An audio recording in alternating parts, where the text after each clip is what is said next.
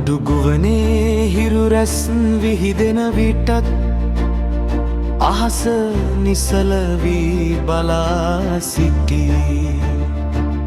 මහමුහුදේ රළ පෙළ පෙරලෙන විටත් සිතේ ගින්දර නිවී නොයයි. තල්ගස් පෙළ අතරින් හමන සුළඟේ මගේ රටේ සුවඳ තවම ඇති.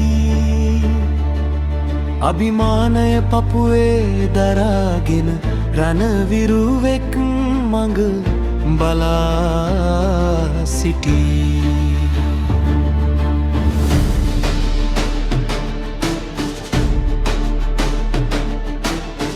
පස් බැම්මෙන් පිට මර උගුල් පෙනේ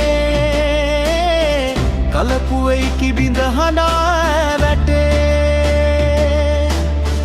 අට පාස් කර හිතේ හයියෙන් යුදබිම මැදටම යන්නට වුණේ. එක් මොහොතක මුළු ලොවම නතර විය. බිම්බෝම්බයක හඬ මැදින් යටිකය සිරුරෙන් දෙන් වී යද්දී කකුලත් අහිමිව රුධිරය මැදින්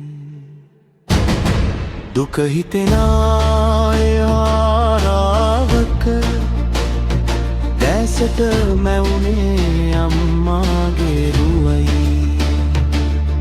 පුතේ පරිස්සමෙන් කීයේ හඬ කන අසලම තව සෙනායුරයි.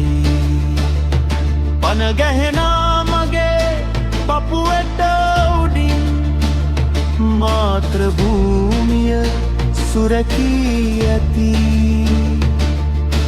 ලේ වැගිරුණත් මේ රන් දෙරනේ අපේ අභිමානය හෙටත් රජයති.